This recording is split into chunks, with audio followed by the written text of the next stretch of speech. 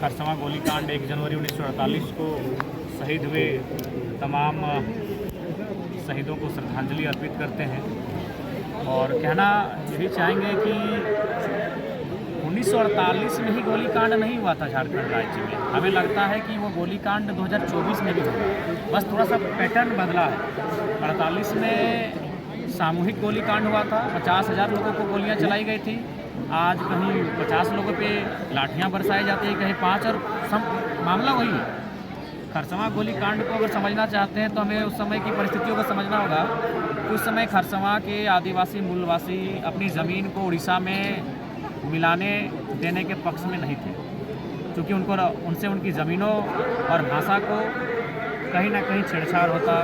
तो आज भी ज़मीन की लड़ाई झारखंड वासी आज भी लड़ रहे हैं। आज भी जो तमाम उद्योग घराने हैं, तमाम जो खनन के क्षेत्र में कार्य करने वाली कंपनियां हैं, उद्योग स्थापित करने वाली कंपनियां हैं, वो लड़ाई हम आज भी लड़ रहे हैं। बस फ़र्क है कि उस समय गोलियों से हमें मारा जाता था, अब कानून के दांव पेच से मारा जाता है या प्रशासन की झूठे एफआईआरों से हमें मारा जाता है।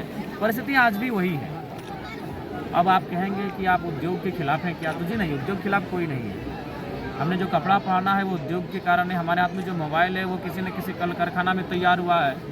हमारा बस यही एक मांग है कि जो लोग रैयत अपनी ज़मीन देते हैं, जो ज़मीन देकर विस्थापित हो जाते हैं, उनको पीढ़ी दर पीढ़ी नौकरी मिलना चाहिए। इसलिए मिलना चाहिए कि वो ज़मीन उनके पिताजी करते थे, पिताजी से पहले दादाजी करते थे, दादाजी से पहले दादाजी करते थे। तो उस ज़मीन को जब हम उद्योग को दे रहे हैं, उद्योग के घरानों को दे रहे हैं, तो एक नियम ये होना चाहिए कि जब तक वो उद्योग वहाँ खड़ा रहेगा, चाहे वो टाटा रहे, टिस्को रहे या BCCL रहे, CCL रहे या कोई कंपनी रहे, जब तक वहाँ उद्योग का और कंपनी का कार्य होगा तब तक 3rd और 4th ग्रेड की नौकरी ज़मीन देने वाले रैयत परिवार को मिलना चाहिए। हमें लगता है 1% भी अगर पूरा हुआ हो तो खरसवां गोलीकांड बिल्कुल वो सपना आज भी अधूरा है।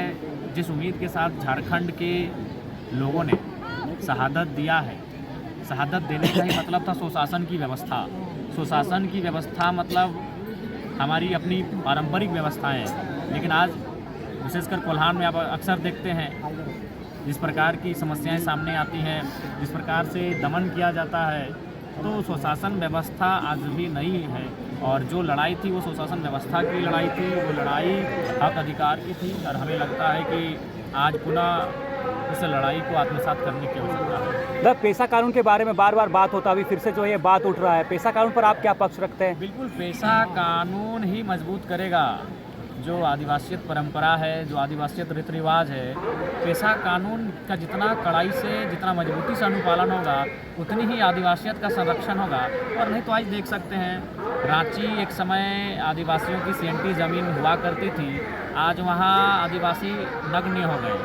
धनबाद, बोकारो, ऐसे बहुत सारे जगह हैं जहाँ आदिवासी मूलवासी लोग बसाव था उनका उस भौगोलिक सीमा में, आज वो विस्थापित हो चुके हैं। कहीं डैम बनने से, कहीं उद्योग बनने से, तो कहीं अन्य राज्यों के लोगों के प्रभाव से वो धीरे धीरे अपने गांवों को छोड़कर सीमित हो गए हैं, संकुचित हो गए हैं। तो पेशा कानून जैसे कानूनों को कड़ाई से अनुपालन ही आदिवासियत संस्कृति का संरक्षण करवाएगा। दादा, आपका एग्रेसिव को लेकर देखिए, हमें लगता है कि एग्रेशन आवश्यक है झारखंड के। अगर मान के चलिए आप नियम से चरणबद्ध तरीके से अगर झारखंड में काम हो जाता तो एक यूथ लड़कों को एग्रेशन करने की ज़रूरत नहीं थी। हमें भी अपने घर परिवार को देखने की आवश्यकता थी। शायद इस बार जो 2024 का चुनाव हुआ, इसमें 81 में शायद, मैं कंफर्म नहीं हूँ, शायद मैं पहला कुंवारा विधायक हूँ, तो शायद हम अपने परिवार के बारे सोचते हैं, हम अपना जीवन संगिनी के बारे सोचते हैं, लेकिन वो सब छोड़ के हम एग्रेशन की बात करते हैं। एक युवा विधायक जो पहली बार विधायक बना है, जिसे गाड़ी की सुविधा मिलेगी, जिसे आवास की सुविधा मिलेगी, जिसे तमाम भत्ता की सुविधा मिलेगी, और उन सुविधाओं को छोड़कर वो कांटों की रास्ते को चुन रहा है। वो रात 2 बजे सबसे टकरा रहा है, वो माफियाओं से चुनौती दे रहा है। तो कारण यही है कि झारखंड का इतना दोहन और दमन हुआ है, झारखंड के लोगों का इतना उत्पीड़न हुआ है कि आज हम लोग एग्रेशन की भाषा में बात करने लगे। सर, जिस तरह BCL वहाँ पे BCL से जो लोग परेशान हैं, यहाँ पे टाटा स्टील की भी जो है रवैया हर जगह। धनबाद की बात करें तो BCCL से, अगर बोकारो की बात करें, रामगढ़ की बात करें तो CCL से, और जमशेदपुर की बात करें, सरायकेला की बात करें तो जो तमाम उद्योग हैं, चाहे टिस्को रहे, टाटा रहे, उषा मार्टिन रहे, और जो कंपनियां हैं, ये सत्य है। रांची जाएंगे तो HEC से, हिंडाल्को से। ये वास्तविकता है कि ज़मीन उन्होंने हमारा लिया, लेकिन नियोजन उन्होंने प्रदेश के लोगों को दिया। और ज़मीन भी अब सहूलियत से कहाँ ले रहे हैं, ज़मीन तो डीएसपी साहब को बगल में खड़ा करके, थानेदार को बगल में खड़ा करके, लाठी के दम पे लठेत खड़ा करके अब ज़मीन ले रहे हैं। इसीलिए मैं विरोध कर रहा हूँ ना, मैं उद्योग का विरोधी नहीं हूँ, मैं उनकी उस क्रिया का विरोधी हूँ, मैं उनके उस व्यवहार का विरोधी हूँ, मैं उनके उस तरीके का विरोधी हूँ। ज़मीन आप लेना है, ज़मीन उद्योग कहाँ लगना चाहिए, जहाँ बस बसाव कम हो। अभी देखिए जादूगोड़ा का मामला, 7 गांवों की सर्वे रिपोर्ट क्या कहती है कि जो वहाँ यूरेनियम का खनन होता है उसके रेडिएशन से मानव जीवन में इतना प्रभाव पड़ा है कि 47% यानी 100 में 47 महिलाएं माँ नहीं बन सकती। माँ बनने के लिए उसके अंदर एक क्षमता जो होती है उस क्षमता को ही खो चुकी है। 100 में 47 यानी 50%, आधा मान के चलिए, आधा महिलाएं माँ ही नहीं बन पाएंगी। और एक महिला जो माँ बनी थी, कोई आदिवासी महिला है, नाम उसका एग्जैक्ट याद नहीं आ रहा, 6 बच्चे उसका मुर्दा पैदा हुए।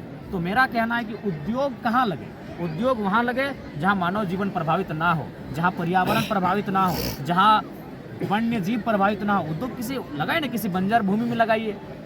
मानव जीवन को प्रभावित करके, पर्यावरण को प्रभावित करके कौन सा मुनाफा आप कमाएंगे, कौन सा इसीलिए उद्योग का कोई विरोधी नहीं, उनका जो व्यवहार है झारखंडियों के साथ, उस व्यवहार का विरोधी है।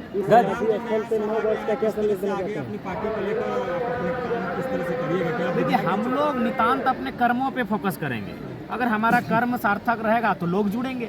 हम लोग वो ये कैंप माने बाकी लोग राजनीतिक पार्टियों की तरह जिस प्रकार लोग जोड़ते हैं उस व्यवहार से हम लोग नहीं जोड़ेंगे। हम अपना कर्म पे केंद्रित करेंगे। ब्लॉक का मामला रहेगा, हम लोग ब्लॉक में आवाज़ बुलंद करेंगे। जिला का मामला रहेगा, हम लोग जिला में आवाज़ बुलंद करेंगे। विस्थापन का मामला रहेगा, हम लोग विस्थापन पे बात करेंगे। और लोगों को यदि लगेगा कि हमारी लड़ाई सार्थक है, हमसे जुड़ेंगे, नहीं लगेगा नहीं जुड़ेंगे।